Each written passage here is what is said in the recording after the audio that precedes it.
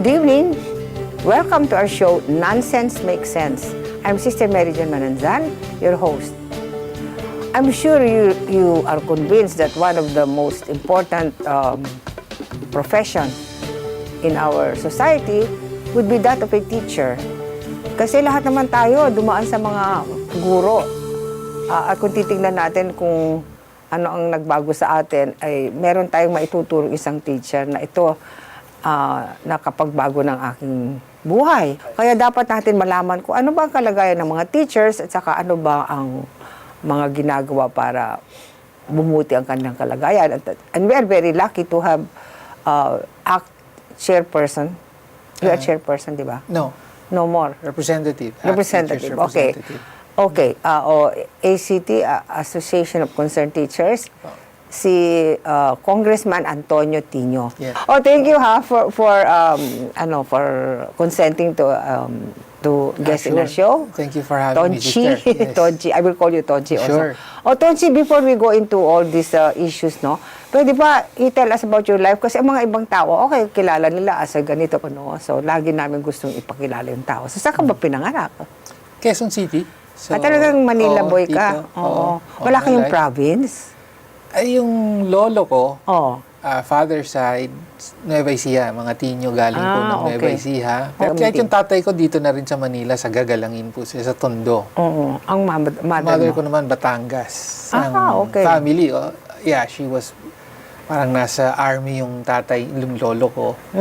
Kaya she was, all over, pero Cubao na rin siya. Ilan ba kayo sa family? May dalawa kami. So may isa dalawa lang kayo? Oo, may isa akong kapatid na babae, younger. Oo. So mabuti naman, boy and girl, di ba? And where did you study? Grade school? Elementary, I studied in Marikina, in a public school in Marikina. Talaga? Nandun kami, alam mo? Elementary school. Meron kaming eskwelahan doon.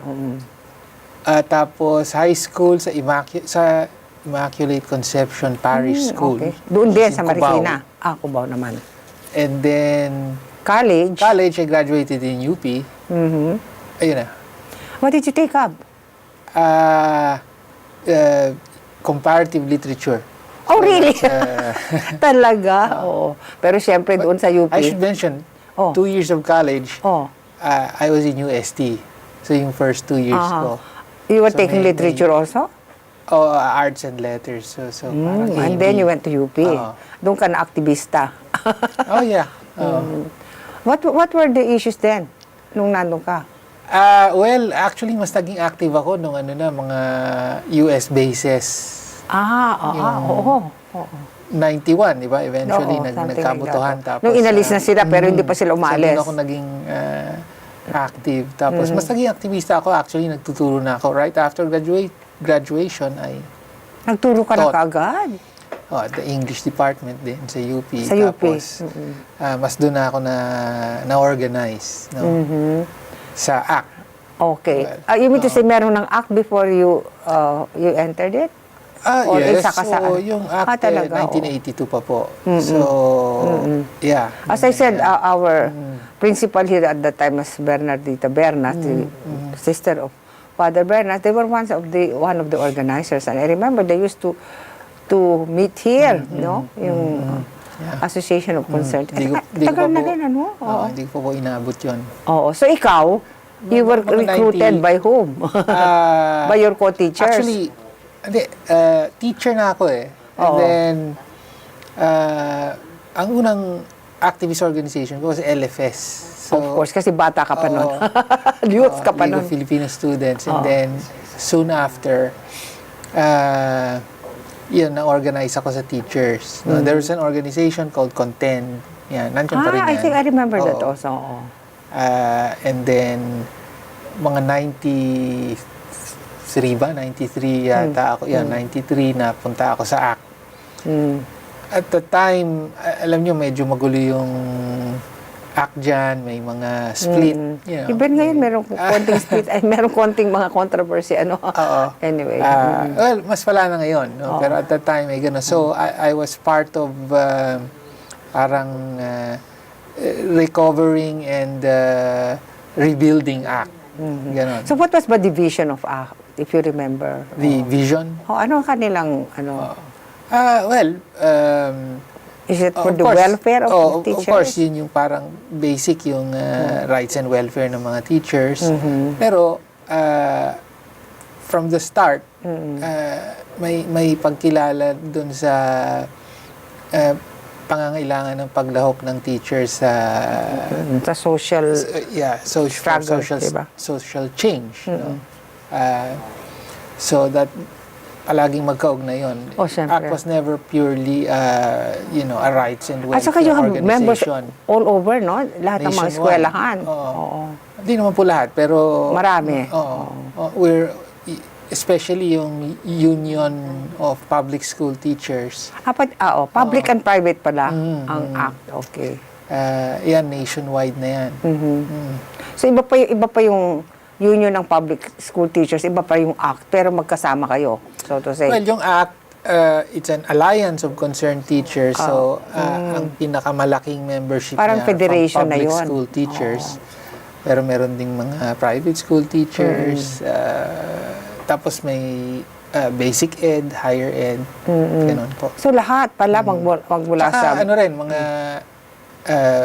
yung what we call support personnel, education kasama support yun. personnel. Hindi lang pala teachers.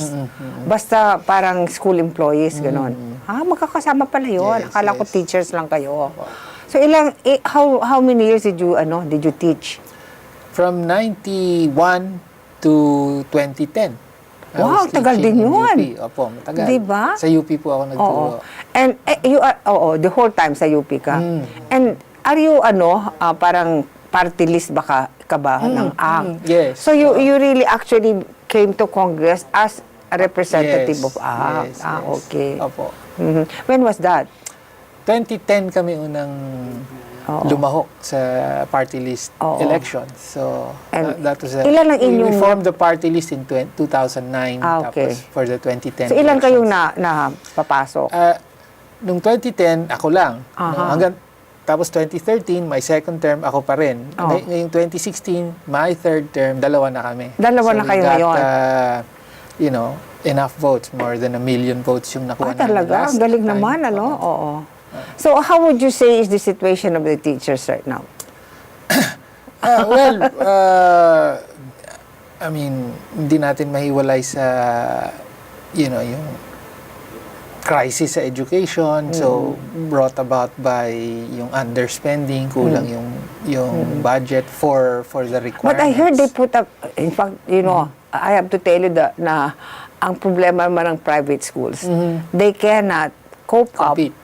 Oo, kasi ako gusto ko na tumataas ang sweldo ng mga teachers. But I also see the problem of the private school na hindi nila kaya. Tapatan. Kaya ang nangyayari, yung teachers namin, pumupunta sa public schools. Ayun. So nawawala ng That is true. Well, yung sweldo so kung tatanungin ano yung mga problem ng teachers, salaries will always be, But the first thing I heard mentioned. 30,000 na sila ngayon. Hindi po. Hindi naman. Ang basic salary of public school teachers is, asan ba sila ngayon? 20? So entry yan. Oo, entry level. Po. Tapos mamaya it 20,000. goes up. So, nandun, 20,000. Pero syempre, Kumpara mo yan kung sa gobyerno tayo, this year, di ba, isa sa mga priority ni Duterte, yung police at militar. ilan ba sweldo sila ng mga 30. police?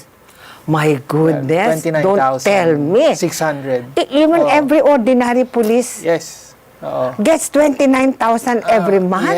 Yes. My golly! Ito kung ipapakita mo naman yung dinaanan ng teacher para makuha niya yung 20,000 niya at dinaanan There ng was a time police. Magkapareho lang sila. pinapantayan sa salary standardization law, pero iba nga ang priority ni Duterte. Syempre, So, kasi sino bang gagawa ng tokhang or ganyan, di ba? Exactly. So, ganun. But it is so unfair, di ba? I mean, what a teacher does, first of all, yung preparation. Tapos, yung role nila sa society. It's anomalous sa akin. Na they have more than the teacher. That's really terrible, di ba? Well, kaya nga, Oo. yun. So, yan ang campaign ngayon ng teachers is Oo. para ipantay. At least naman pantay, no? Oo. Um, sa private schools, gaya ng nabanggit mo, iba yung Oo. yung situation Oo. because you know, kailangan mainly manggaling sa tuition fees. Oo nga eh. No? Di ba? Which is difficult. Which is also, alam mo sa ibang bansa, even private schools are subsidized by the government, no? At least yung sweldo ng mga teachers ay binabayaran ng gobyerno. Kasi kung gano'n, wala kaming problema. But the thing is, all we have is the tuition fee. At syempre, ayaw naman namin itaas yung tuition fee kasi kawawa rin naman yung mga bata, di ba? But the thing is, how do you then keep your teachers? Although, actually, kung titignan natin yung budget, sister, papalaki yung amount. Yung essentially, it's a subsidy ng gobyerno sa private schools. Oh? Particularly high schools. Yung But secondary yung subsidy education, that would be the GASPE. Paano yun? Whom will they subsidize? The students? Or the teachers? Or what? It's a subsidy for the education of the students, which goes to the private schools. No, so for high school and then also for senior high school. Ano daw? Malaki-laki na rin eh kasi Pero it's through the it's around students, di ba? 20 billion na ang nakalaan But they sa do not budget. really pay the teachers. They don't pay the teachers, but it goes to the schools, you know. Well, we So, are not getting that. You probably are, no? No, I don't think so. Yung high school. No. I'm almost sure, but I can check. Merong konting share ang teacher dyan, pero maliit lang. No, but mainly it goes Is to that a paying law the already? tuition. Is that a law? It's been a law since the 1990s, Really? sister. Oo. Well, I'm sure Mas that we... palaki na ng palaki yan. I'm sure not because I was the president in 1996 and I'm sure that we were not getting such a subsidy, no? Meron kayo senior high school? Oh, I we suppose. have. Oo. We have You the whole probably got from your students probably get voucher. Meron, yung voucher. Yan, meron which kami. is magkano nga ba yan? Mga 21,000. Something, oo. Oo. But it's Per really the student. It's more like scholarship. But I don't know of the subsidy given to teachers. I don't think so. Or even to the school. I have to check that up. Kasi if it is a law, we should get it, di ba? We should demand it because it's a law, di ba? Well, sa ano ba, sa Congress, no? So, meron kayong mga laws na you are trying to pass for the teachers, yung gano'n? Isa na yung, we talked about that, yung salary. Na gusto niya ipantay, at least man ng pantay exactly. sa mga ano. So, Mga 29, 30, mga gano'n. Yes, exactly. So, it's 30,000 a month for public school teachers. And also to raise the minimum, we support the call for a national minimum wage, so that will apply That's to for everyone. all laborers. So, yung to 16,000 a month. You know. So, isa yon yung legislation on salaries. We also support yung meron kaming legislation against yung contractualization, which is also an issue. Teka, ang mga teachers ba, contractualization pa? Meron din Naapektuhan ganyan. ang mga teachers? Meron ganyan, especially sa private school, sister. Actually, isang dahilan kung bakit mas mababa yung sweldo Di ba nila. kasi meron silang, I think 3 years, ano? Na probationary They're period. probationary. But in the third year, they must either be sent away or they should be permanent. Correct. Diba? Oo. And Hindi nangyayari yon. or madalas, Well, some are kasi part-time. So yung part-time, hindi mo man pwedeng permanent yun. Kung part-time di ba? But siguro yung pinag-uusapan natin, yung it full-time. can be abused. So yung ganun. That's true. Tapos, isang legislation natin which is to regulate class size. Oo. Kasi, Kung minsan napakarami, no? walang batas dyan eh. Kaya, halimbawa sa Minsan public 60, schools, no? yes, 60 or more. Oo. Mga ganon. Kami not even 40, kuminsan 40, pero we never go to 60, no? Yeah. So, isa pang problema yun, may namin. mga legislation po tayo At least to specific ano sa concerns ng teachers. But actually, right now, what I'm very interested in Sure. is your take on the situation. Okay. No? So could you more or less tell us how do you see our situation today? Well, we're both part of the movement against tyranny. Yes, oo. No? At, well, ganun nga ang nakikita natin. Under the Duterte presidency, after, a promise of change, no? Umupo siya on the promise of bringing about change. Tapos may mga initial steps na tila Yung peace talk, kumuntik ng maganda yun. Peace talks, Oo. maraming nangyari in a short span of time. Tapos may mga in-appoint na progressive in Maganda his cabinet. sana, So may mga maganda sanang simula, pero soon after that, no, hindi nagtagal, nakita yung tunay na nalantad, yung tunay na kulay ng Duterte presidency. So this is really malinaw, no, na tyrannical rule, no, strongman rule in behalf of a certain section of the elite. Ganun ang nakita natin. After a while, malinaw na ang objective lang talaga ni Duterte was to secure a ceasefire. No? A ceasefire. Yun naman sinasabi niya, mag-ceasefire kayo, huwag kayo don't do any attacks, walang revolutionary taxation, and so on. In order to secure investments, no, para matuloy yung mga proyekto sa Mindanao, etc., which would favor yung mga mining companies, yung mga agribusinesses na malalaki, and so on, without really addressing the root causes of But alam mo, sa totoo lang, struggle. that could have been his legacy. Di ba? True.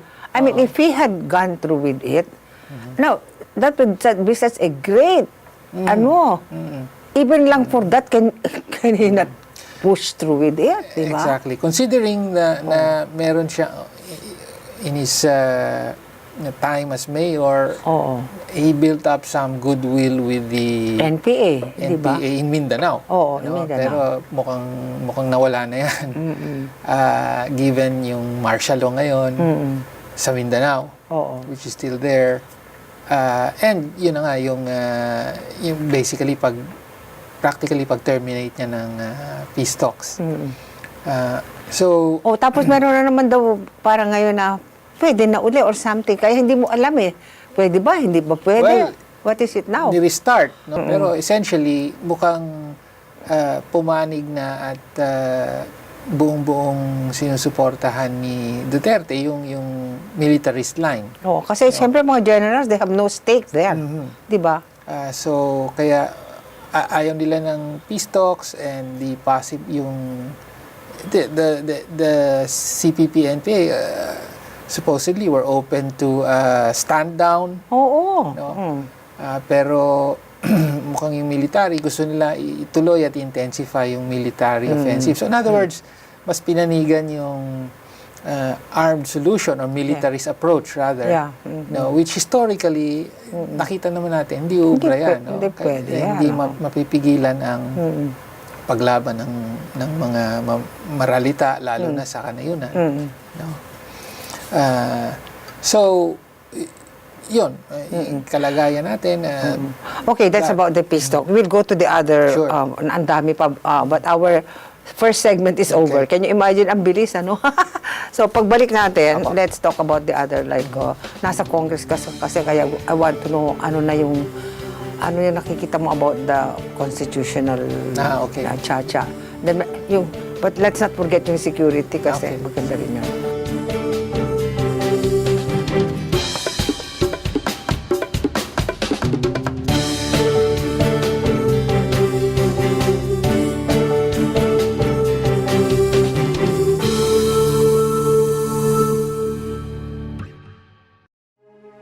Where do they teach heart the courage that exists even in the darkest of nights? How is love for country born? How is it fanned and kept alive? And the faith, the sinewy stubborn faith in a God, from where is it drawn?